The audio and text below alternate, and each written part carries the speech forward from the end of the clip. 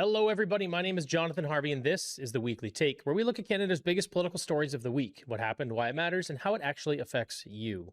On today's show, Conservative MP Michael Mah crosses the floor as another Conservative defection puts the Carney government on the brink of a majority. Why changes to the Liberal hate crime bill sparked a political chaos.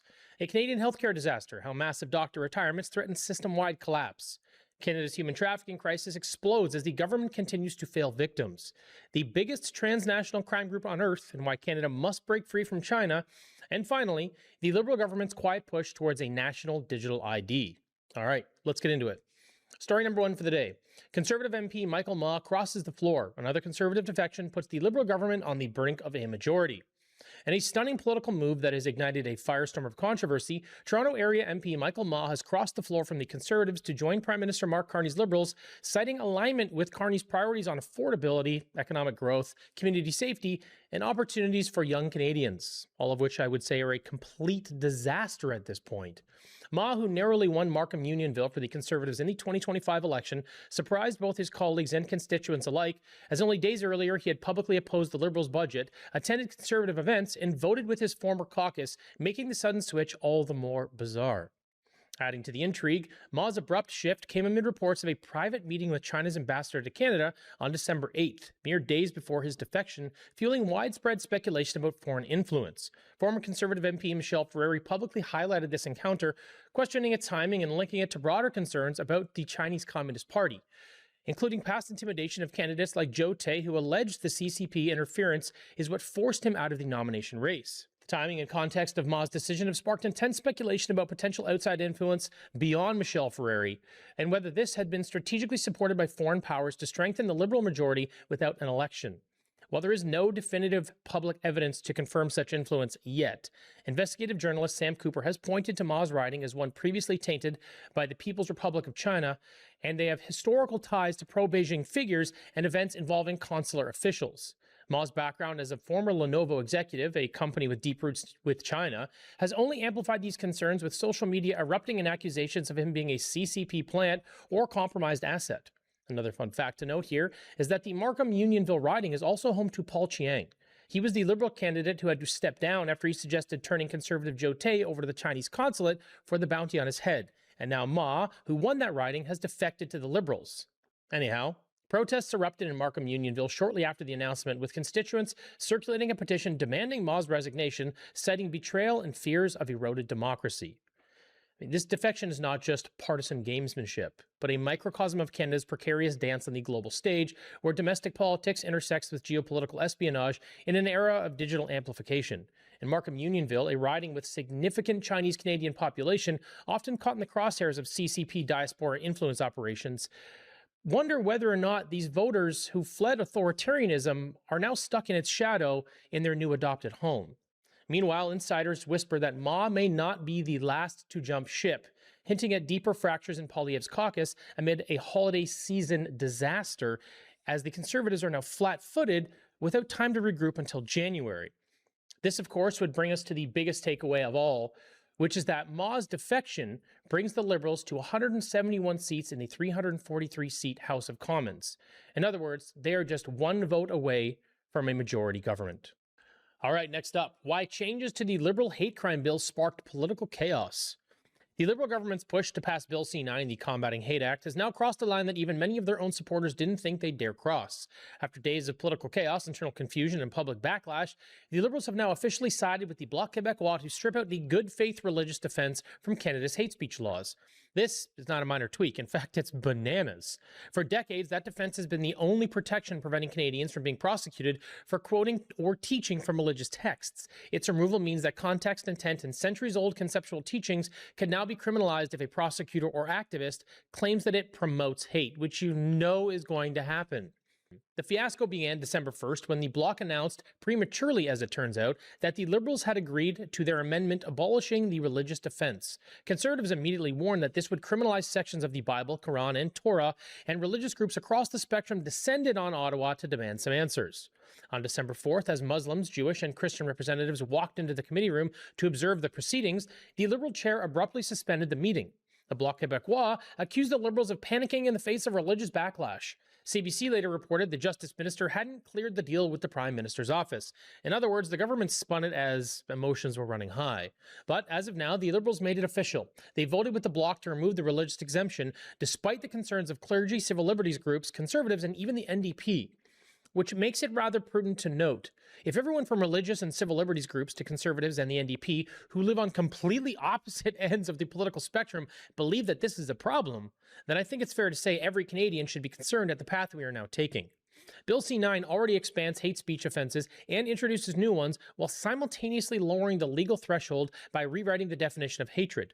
Justice Minister Sean Fraser insists there's no threat to freedom of religion and claims the threshold for prosecution remains very high, but his own government removed the word extreme from the definition of hatred, something Conservatives argue is designed to make more speech criminal, and I would agree. Meanwhile, one of Fraser's colleagues, Liberal MP Mark Miller, openly stated in committee that certain passages in Leviticus, Deuteronomy, and Romans are hateful and shouldn't be protected. That is the very scenario religious groups have feared, politicians using criminal law to sanitize scripture. Even more telling, the religious defense has never once been successfully used in court.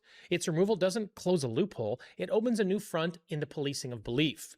Religious leaders, from Catholic bishops to Muslim and Jewish organizations, warn that this change will create fear, uncertainty, and legal risk for clergy, educators, and believers who simply teach long-standing doctrine. And the penalty under Bill C-9 is up to 2 years in prison.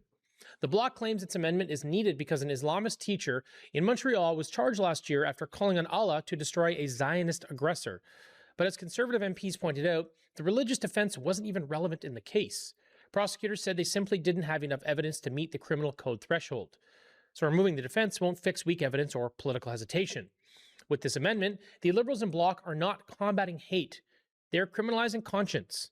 Bill C-9 rewrites the definition of hatred, removes long-standing religious protections, and empowers the state to decide which beliefs are permissible.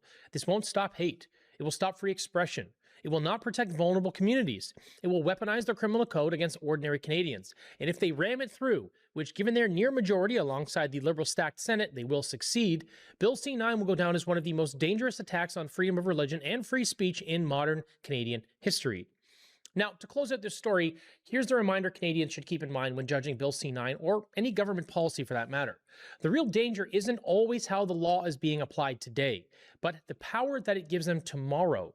In this case, expanding the definition of hate may sound like common sense to some, but once that definition is stretched, it hands them the ability to ramp up censorship and clamp down on free speech, and in this case, even freedom of religion. It gives the state far more discretion to decide what speech is acceptable, what beliefs are permissible, and which ideas cross the line into criminality. And once that line starts moving, once extreme hatred is just hatred, and context or intent no longer matter, enforcement stops being about protecting people from actual violence and starts being about regulating belief and expression. At that point, this isn't about public safety anymore. It's about who gets to decide which ideas are allowed to exist in a free society. And for those who are in favor of the ruling party today, remember, eventually the shoe will be on the other foot, and this policy will be used against you. That's why Bill C-9 should concern everyone. Once governments gain the power to police speech and your thoughts, they will not give it back. All right, moving on. Story number 3 for today. A Canadian healthcare crisis. Massive doctor retirements threaten a system-wide collapse. A new survey from the Ontario Medical Association shows that more than 50% of Ontario's doctors plan to retire within the next 5 years. That includes 51% of specialists and an alarming 52% of family doctors, the physicians who anchor the entire healthcare system. To make matters worse, Ontario already has 2.5 million residents without a family doctor. For reference, that's about 15% of the province's population. Ontario is trying to fix the shortfall by expanding primary care teams and opening 305 new clinics, backed with $2.1 billion in taxpayer funding. But the math simply doesn't work. Even last year, when retirements were lower, Ontario estimated it needed 3,500 new family doctors to close the gap, and that gap has only grown. Meanwhile, the pipeline itself is drying up. A survey of Ontario medical students shows the following. Only 22% are very likely to choose family medicine. 39% say the pay is too low. 31% say the administrative burden is too high, and nearly 40% view family medicine as a backup specialty rather than a respected long-term career. To make matters worse again, training capacity is also lagging. The province overestimated how many Ontarians have primary care and then failed to create enough family medicine teaching sites. As a result, Ontario is delivering 44% fewer family medicine residency positions than promised. So, what does this mean for Canadians? Well, this isn't some distant policy problem. It's the beginning of a structural collapse. First, access to a family doctor is about to get dramatically worse. Emergency rooms are already overloaded, and without primary care, minor issues become major issues, and ERs become the front door of the system, which, of course, is the most expensive, least efficient form of care.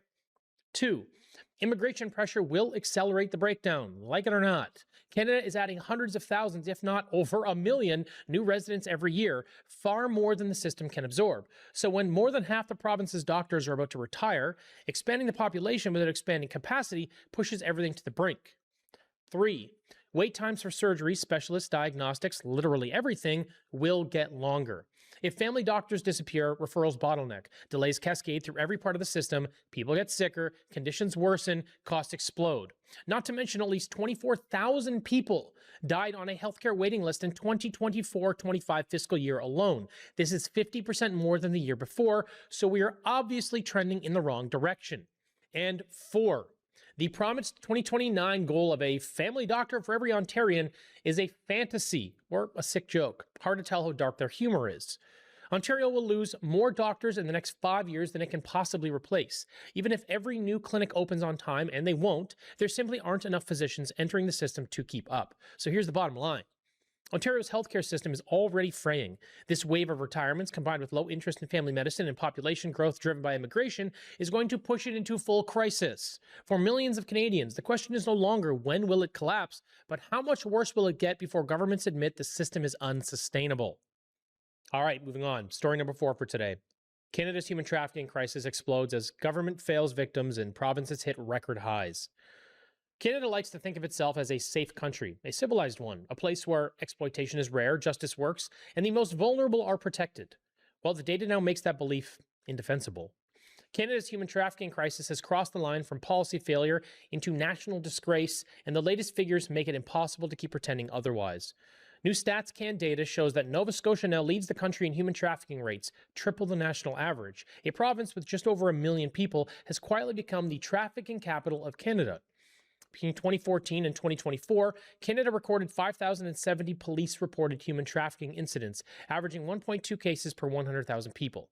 Nova Scotia, by contrast, posted 4.1 incidents per 100,000 over the same period, spiking to 4.5 in 2024 alone. In raw numbers, that's 452 cases, an astonishing figure given the province's population and a clear signal that something has gone profoundly wrong. However, this is not an isolated regional anomaly.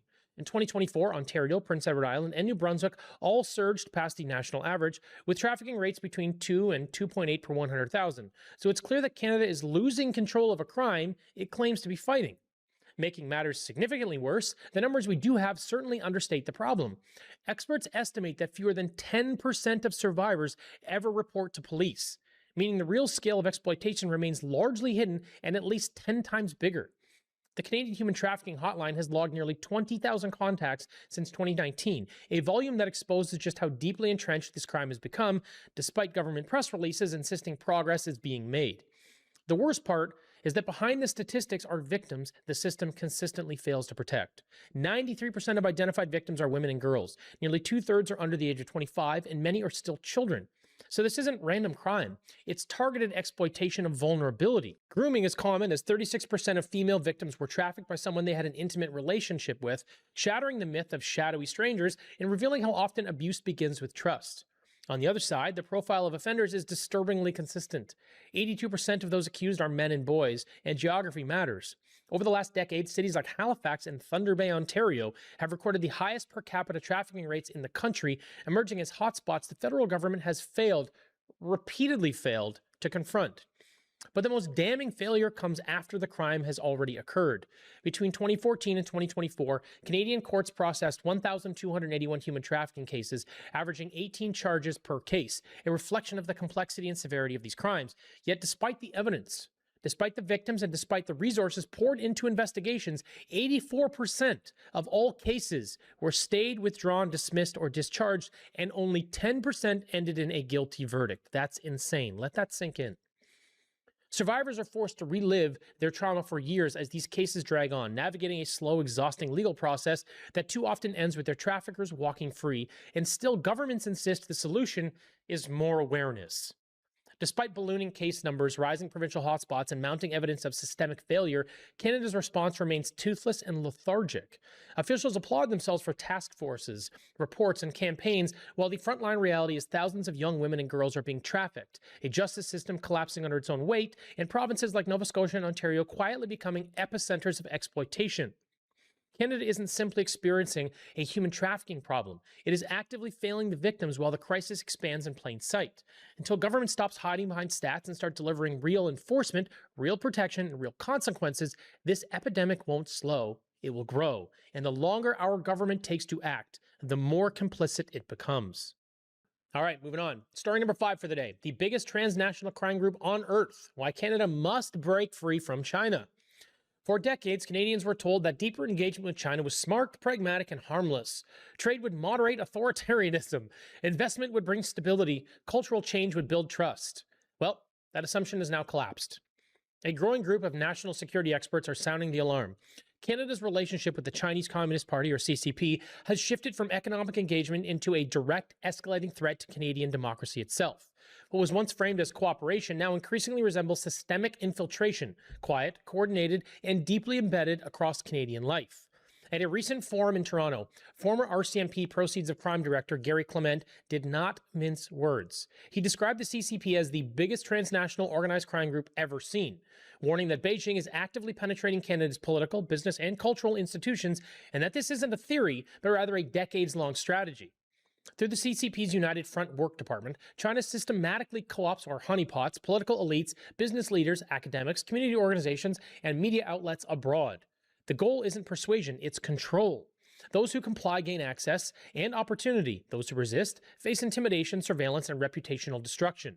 According to Clement, Chinese dissidents in Canada are monitored and harassed on a daily basis, often with little meaningful response from Canadian authorities. In fact, we know they operate at least 3 Chinese police stations on our soil, yet our government refuses to prosecute, push them out, or even politely ask them to stop. Clement also linked the CCP directly to Canada's fentanyl crisis, which is no secret, noting that Beijing has the power to shut off the flow of precursor chemicals used to manufacture fentanyl if they really wanted to. However, instead, those chemicals continue to move through Chinese supply chains into North America, killing over 100,000 people a year in the West. Clement characterized this as a form of disruptive warfare, a slow, corrosive strategy that weakens Western societies from within, drawing historical parallels to the opium wars that once devastated China itself. Others at the forum warned that this strategy plays out across nearly every sector of Canadian life. Dean Baxendale, CEO of the China Democracy Fund, described the CCP's presence in Canada as warfare without combat. Hybrid operations now span cyber espionage, organized crime, financial coercion, port influence, propaganda networks, and targeted manipulation of public opinion. China's reach touches universities dependent on Chinese funding, real estate markets distorted by opaque capital flows, critical infrastructure, and even local elections. Recent intelligence findings have already confirmed foreign interference in Canadian federal elections, with China identified as the primary actor.